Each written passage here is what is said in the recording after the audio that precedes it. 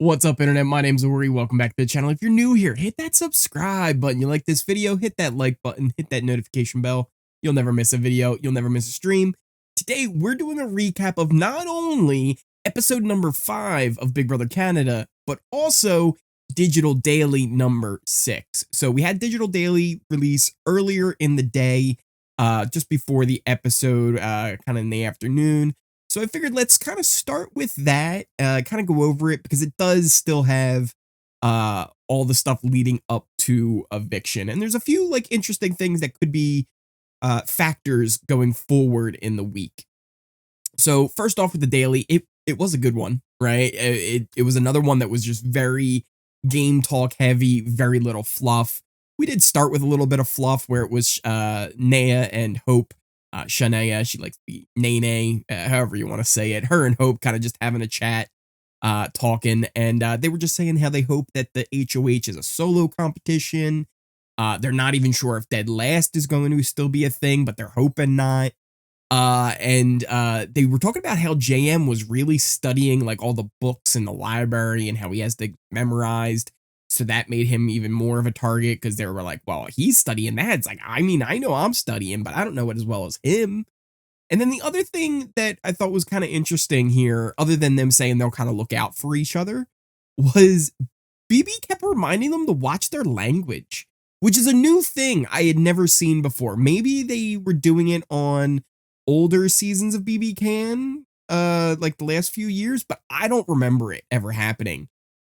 Maybe like a tongue-in-cheek, like, hey, you know, stop that, you know, remember Canada's watching. This was literally like they would say like just random little cuss words and they would go, watch your language. And they were like, oh, sorry. And it was like, it was very interesting to see that, especially with no feeds, they're being that heavy with them on what they can say, even when they're kind of only giving us these short dailies. I just found that kind of interesting.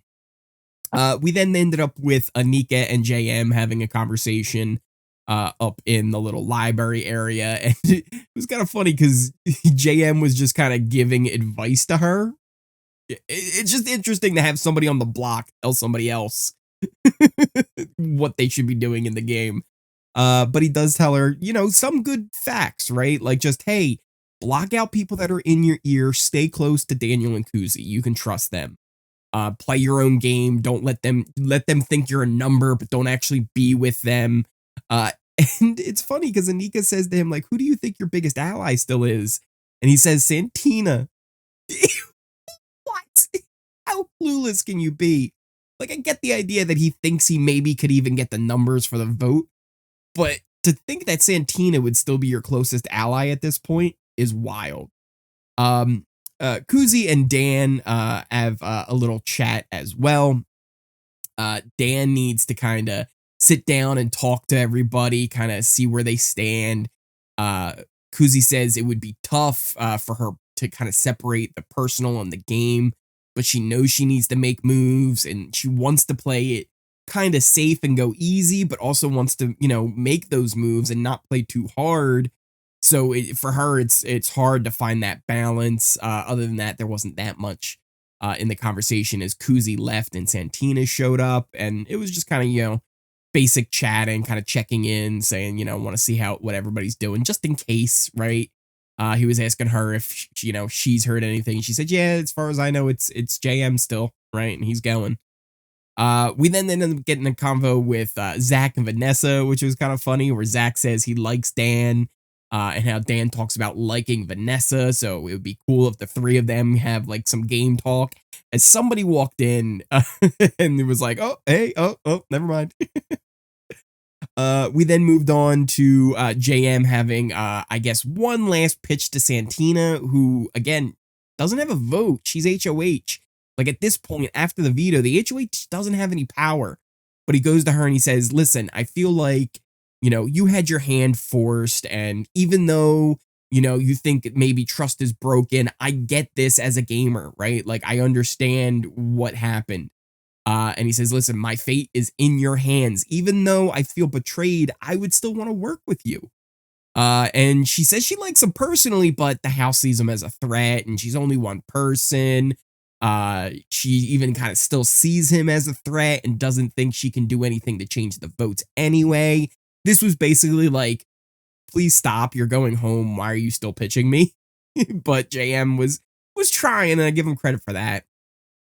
We do get a little convo next with Rob and John, and we didn't get the beginning of it, so I'm not 100% sure who they were talking about, but they were talking about one of the girls, and they said, yeah, she's smart, wants to work with us, but who? That's the big question. I kind of narrowed it down between Kuzi, Anika, and Vanessa, because later on in the chat, they kind of talk about Shania, they talk about Santina, they talk about Renee being on the block.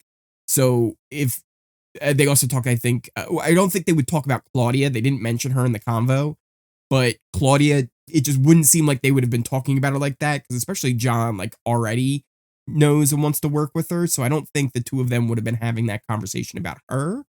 So it makes me think like it was either Kuzi, Anika, or Vanessa they were referring to, but that's just me trying to read between the lines of what's going on these dailies. We then got Kuzi, Hope, and JM having kind of an interesting little chat where he fills them in about Santina and how, like, he told her, he'd like, hey, and I still want to work with you and stuff like that. And Kuzi's like, why? Why would you want to work with her? She put you up. This doesn't make any sense to me. So she was kind of grilling him on that.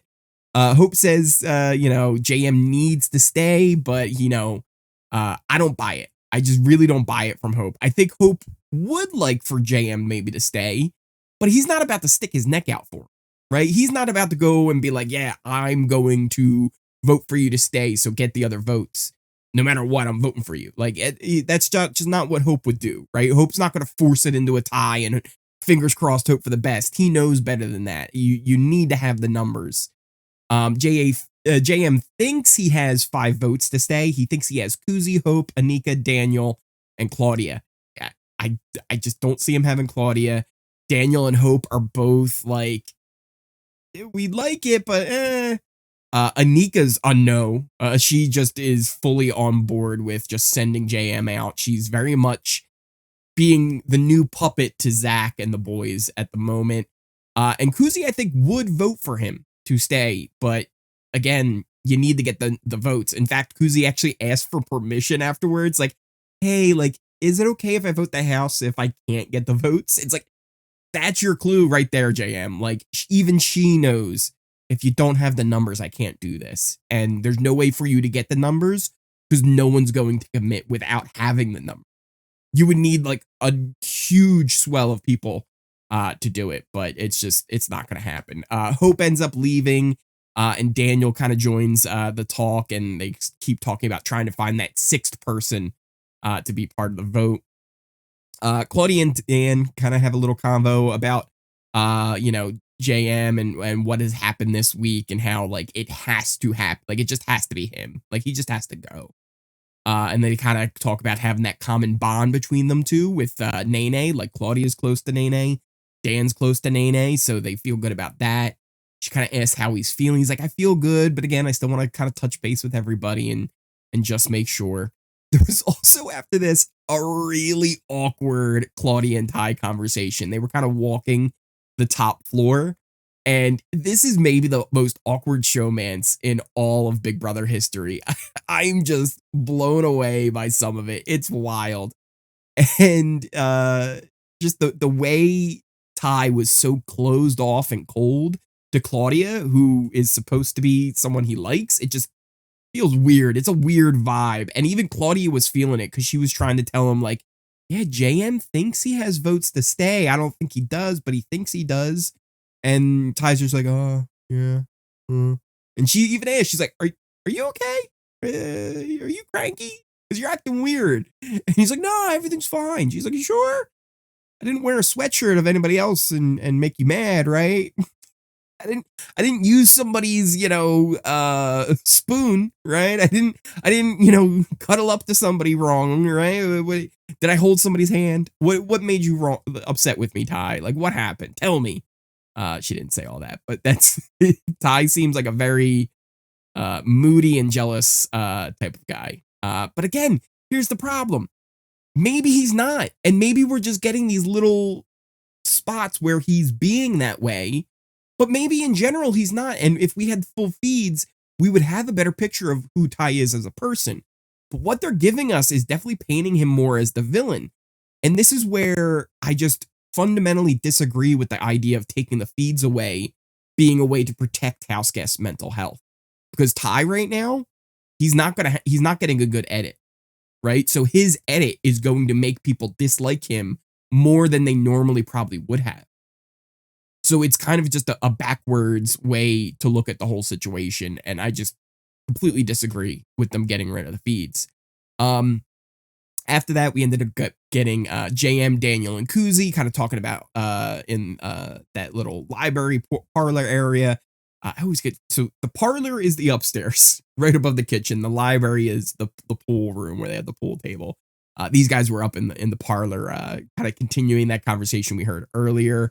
They were talking about Dan being with Zach and how they think they're really actually pretty tight, which yes and no. Like, I don't think Zach sees it that way, but Zach's trying to pull Dan in. And I don't really know where Dan's head's at with that. Like, I don't think Dan fully trusts Zach at all.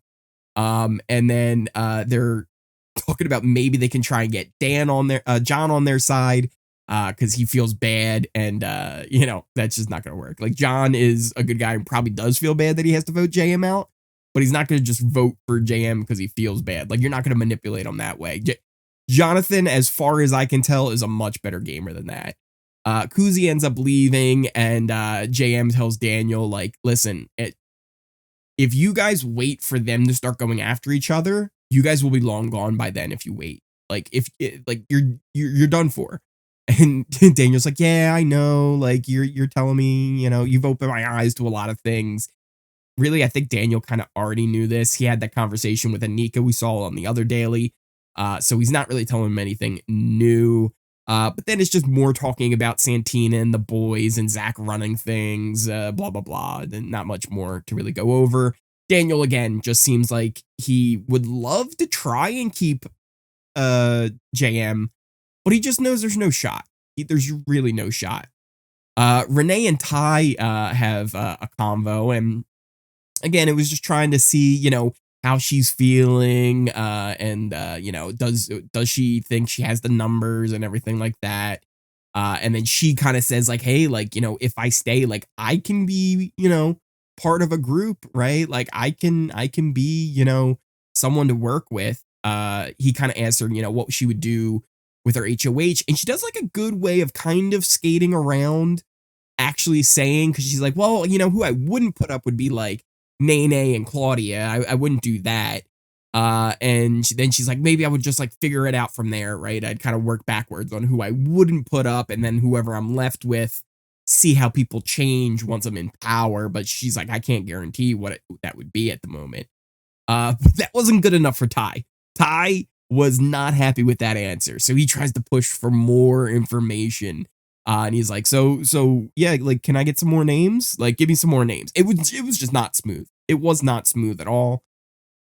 And she kind of asked him, like, what do you think? Like, I'm just trying to get a read on people. And that's what he says too. He's like, yeah, same. Like, I'm just trying to get a read. And like, I think Anika would probably have some loyalty to me, but even if she doesn't, I don't think she has the pull to really do anything against me. So yeah, this was just kind of them trying to share information, but just enough not to share. It was weird.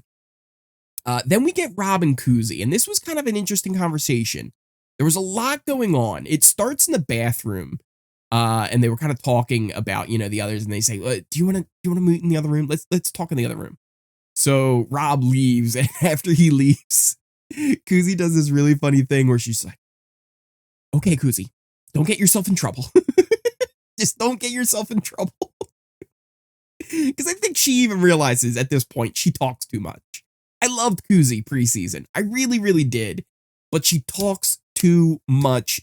It feels like she doesn't have the right, I don't even know what exactly, like that it factor to be good at this game. She just doesn't seem to get, like, the biggest example I can think of right off the top of my head is that convo she had with Santina, where she kind of threw JM under the bus. it's like she just wasn't getting the hint that Santina wasn't going to give her anything, but she kept trying to go, but she wasn't getting the clue that, like, look, Santina's not interested in this conversation. Same thing when JM and her were in the room with Hope the other day, where it was like, hey, like, you know, JM's like, hey, when we start an alliance? And Hope's just like, yeah. Anyway, I'm gonna take a nap. I'm just gonna lay here. So yeah, it just, I don't know. It seems like she's missing something that would make her actually a good player. Like, I feel like she has all the tools, but she just doesn't use them well. Anyway, they end up meeting up in the other room, and it does sound like maybe something happened, right? And I don't know exactly what it is. I posted the clip on Twitter. You can go on my Twitter and see the clip, because I couldn't quite tell what Kuzi had said, and it was something along the lines of, at first I thought, you know, because Rob's like, hey, what are you thinking about what's going on in the house? And I thought she said something like, nobody told me what happened with Hope, and I thought maybe she might have said Tina, something like that. There was someone who ended up posting another way of hearing it. And once they said it, Reality KC on Twitter, they said, what actually happened with the vote flip thingy? And when I listen back to it, thinking about that sentence, I can hear it. But at the same time, I also know that's a little bit of like an audio phenomenon. When you read something and then listen to something, you can hear you can hear it. So I don't know if that's just my mind playing tricks on me. Go to my Twitter, look at the clip, and see if you can figure out what Kuzi says to Rob there. Because I'm not 100%, but it did sound like there was something that happened. Because eventually they talk about how, you know, there was like a disagreement, and then Ty had to like pull people out of the room. So I don't know. There was also like more of little tidbits we get from another conversation later on. So maybe there's something to it, maybe there's not. I don't know. It's hard to tell. It felt like something was kind of being held from us, that we weren't getting the full picture there. So yeah, go look at the clip. Let me know what you think she says there. But then it kind of cuts quickly, and we get, you know, Rob telling her that Hope could end up being a fall guy to make it look like they aren't this big group together. Kuzi, though, like, doesn't like that, and she starts kind of pushing Dan instead as potentially someone who could be a fall guy like that, somebody else who could be a target going forward. Santina ends up joining, and they have a little convo. Kuzi says, if Hope gets power, he does whatever the boys would want to do, right? So, like, why would you want him as the fall guy when maybe someone like Dan wouldn't listen to you guys? Rob says he likes Hope as a person, but people aren't getting along with him, and it's okay to have him as a target for all of them. And yeah, it just seems like they want to push Hope as like this person that they can go for, but Hope is kind of in with the guys. This is almost like the plan that I was saying they could have done with Dan this week, where it's like, hey, if you get rid of Dan this week, maybe they then think, oh, maybe the guys aren't all working together. But I don't know. It seems like maybe they're trying to do it with Hope, or at least Rob is trying to do with Hope. We're gonna have to see how that goes. You know, there was more Dan talk, I mean, and how Dan's pitch wasn't that good, and it was just kind of like saying like, yeah, like, I won't make you a promise, but if you keep me, it's good. And they were just saying it was a bad pitches. I feel like Dan is very lucky that JM is on the block, because if JM wasn't on the block, I think it would have been Dan to go if JM wasn't up there. But none of it really mattered anyway as far as his pitches moves, and they all think that Dan's not afraid of making a big move. Renee ended up entering, and Santina left, and so then it was just Rob and Kuzi again. And this is where Kuzi actually brings up, like, she doesn't know if she's good with Santina. And he kind of asks her, like, well, if you won HOH, what would you do?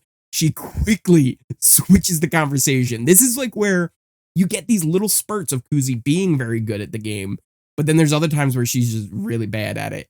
And she switched the conversation back to Dan and like asking like, was he really a pawn or was he a backup target? Are Santina and Dan working together? And Rob actually kind of says like, I think Renee would have gone if Nam stayed the same, and that, you know, Rob was maybe a backup target, but who knows? Rob says he's worried about Zach's influence on the house, and how he would put up Anika, Dan, and Vanessa if he won HOH. He can't be the one to put up Zach or Hope, though.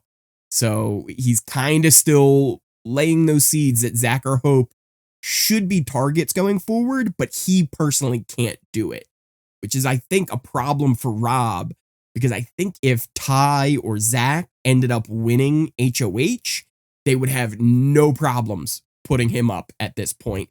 And there's more on that coming up here in just a second, because we then get Ty and Anika talking, and they kind of both talk about how people don't think they're working together even after him using the veto on her. She talks about how she likes Hope and she trusts Zach. Or actually, excuse me, she says she trusts Zach the least of the guys. Ty says he thinks that Zach and Rob are trying to play kind of the same game. And then Ty says the girls could be working together, and if you aren't in that, it's probably more likely that they are actually working together. So he's like, just like, if you hear anything, let me know. Then we get Ty and Zach. And now this is where some of the stuff from the episode from the day before kind of bleeds over. One of the big things we had was the sweatshirt issue, the hoodie issue. So Rob has this baby blue hoodie and he let Claudia wear the hoodie. Ty got very upset by this and jealous and said, "You're wearing his hoodie." What? Like, what? Why are you making such a big deal out of this?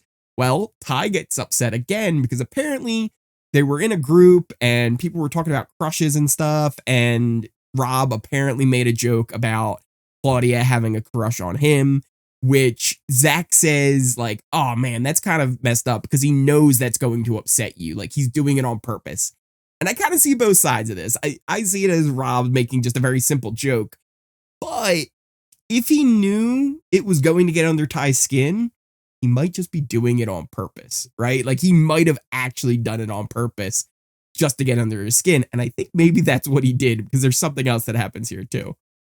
Zach says he had been planting seeds with Daniel that Rob wanted Anika to go up, so that he's hoping Daniel then tells Anika that Rob wanted to put her up. That way Anika is against Rob. Ty also wants Hope as the HOH to put up Rob. And Zach says he had a good chat with John and they were able to kind of bond about kind of being older. I think they're both over 30. So it's weird. It's like, oh yeah, we're older. It's like, well, I mean, yes, you're like the same age. So yeah. Then they say they both think that Rob is up to something. And they also think Rob knows something's up with them. So they're kind of being cautious with that as well. John and Rob actually end up joining the conversation as Ty leaves because they just got done eating dinner. They kind of talk about how the dinner was a little suspect. They weren't sure about some of the soups that were being serving. And then they just kind of get into the conversation about how JM apparently threatened Vanessa to get her vote to keep him, which doesn't sound like it's a good way to get Vanessa on your side. There's more talk about that Hope situation and how it was not a big deal. Like one of the big quotes from it was, you know, no harm, no foul, right? So there was kind of that. It seems like maybe it's a nothing burger, but maybe not. I don't know. Maybe it had something to do with a vote flip happening for either Renee or Dan to end up being the nominee. Maybe it wasn't. We just don't 100% know for sure. And that pretty much is it for the daily. But there was a lot there, and we've gotten 2 really good dailies in a row now going into this episode. As far as the episodes go, we've only really had one bad episode so far, and this one was a good one as well. So there's not too much to really break down, but overall, we did get some cool stuff. So first off, we saw pitches for votes. It really not going well for JM. Obviously, he was upset. We put up as the replacement. And we did get to see Daniel and Hope talking a little bit more. And I really like this because they were talking about how, like, listen, like, we'd love to keep JM, but we can't be the ones to start the war. If, everybody else in the house wants to start kind of gathering the steam to keep JM, we can jump on board of that. But like, if we just go out there and start this, we're the ones who kept him and it makes us a target. So they don't want to do that. Meanwhile, the girls ended up having a conversation. We talked about this from the Daily the other day as well, trying to keep JM. But the interesting part here was seen by Hope in the living room. So they were kind of out in the backyard area couches. Hope was on the inside couch. He sees this. He ends up telling Daniel about it, saying like, yeah, I think the girls are working together.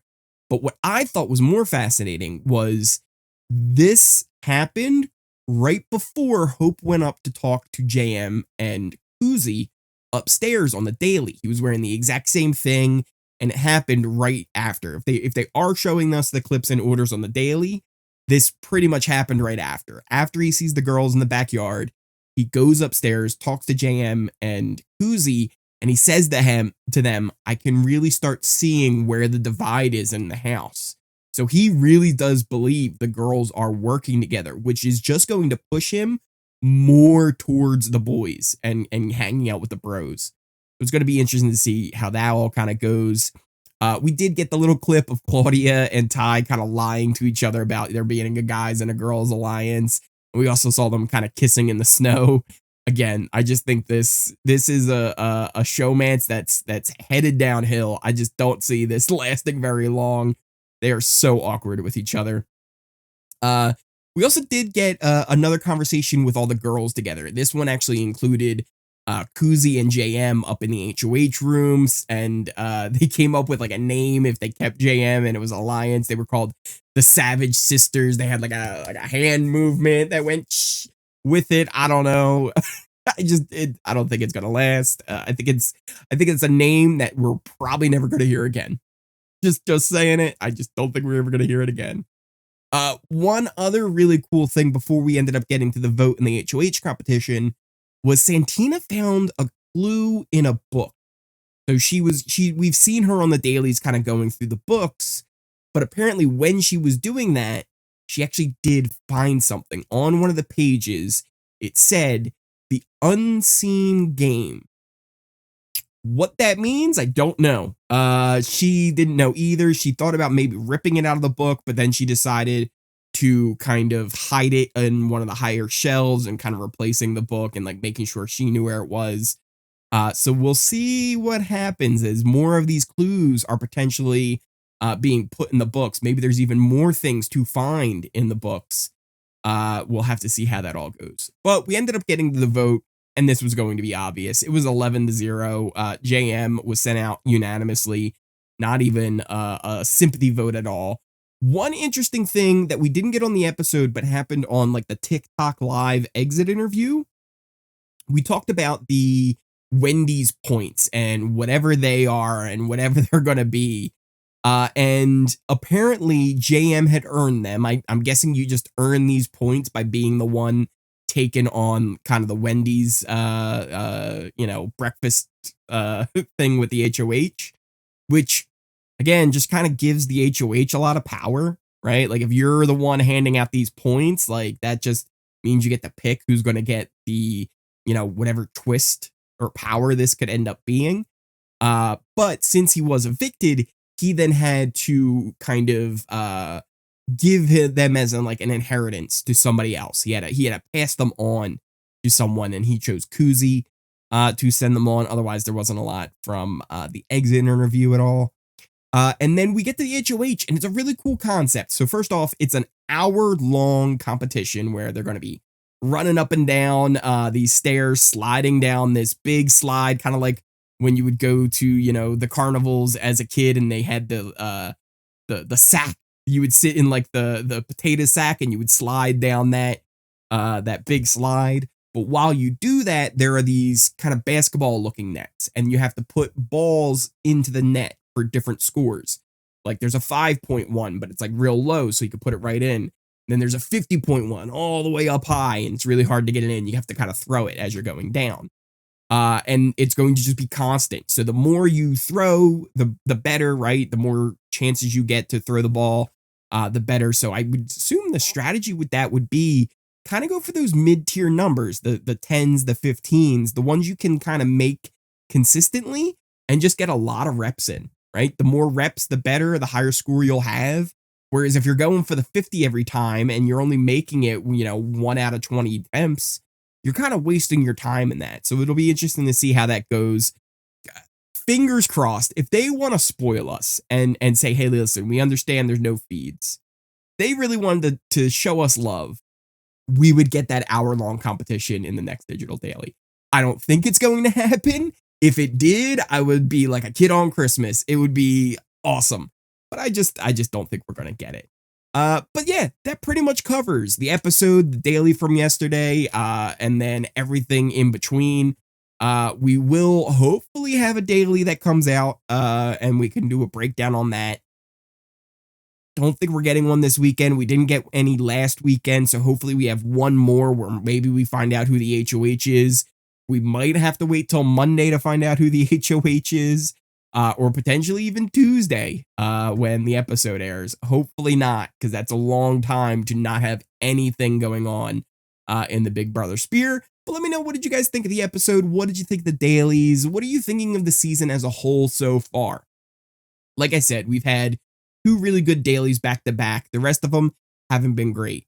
We've also had 2 really good episodes back to back, with only one of them being bad. Of the 5 episodes so far, the first 2 were really good. The last 2 were really good. The one right in the middle there, that one was bad. It was all farts, and we don't need that. But let me know what you guys think down in the comments down below. There's also links to all of my socials, my Twitter, my Twitch, my Discord. You can find all that stuff down there in the description and a pinned comment down below.